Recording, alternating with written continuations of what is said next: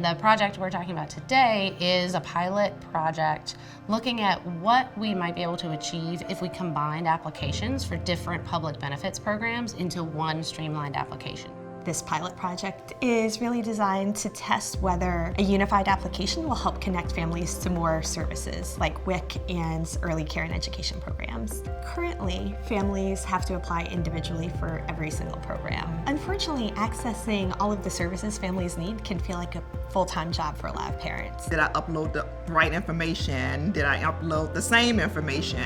Was my proof of address document the same as the proof of address document? Like all of those things just makes it really complicated for parents who are already overwhelmed with being new parents or parents of young children. And so having a unified application should help streamline all of those things for people so that parents don't have to become their own researchers finding out all of the programs that they might be eligible for. You can use a single application and it'll suggest for you, oh, it looks like you're probably eligible not just for SNAP, but you also could get free early care and education so you can go back to work, or you can get free WIC so that you can have more money in your budget to spend on other things besides food.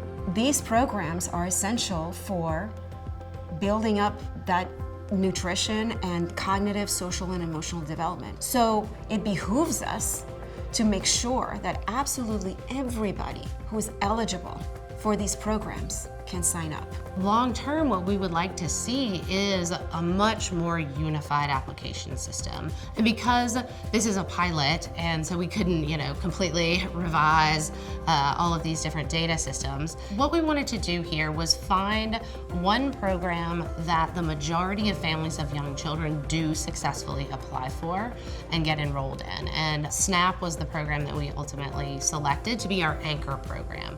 So using that as an anchor program, then we can capture all of the families who are coming into SNAP and inform them about these other programs that they're also eligible for, but that we see many fewer eligible families actually apply for and enroll in. We're almost to the end of the intervention phase of this project. So we're starting to get an early look at the data.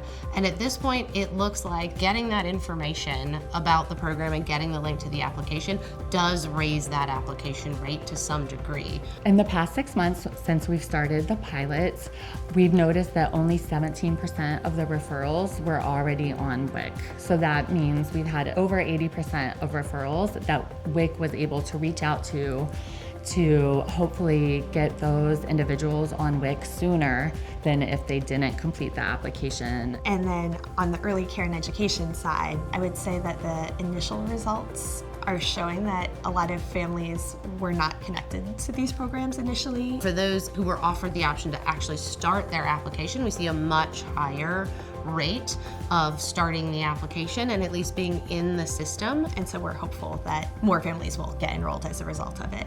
Having kind of a one-stop shop application could be totally a game changer for families.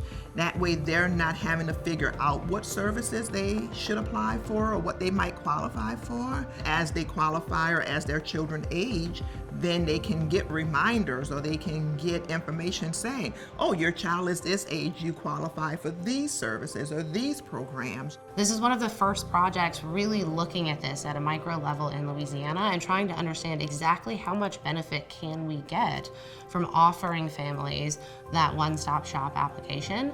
And we hope that this will be the seed that will start a much larger project with big benefits for the state of Louisiana. When you start to create avenues to make it easier, you'll see more people accessing services.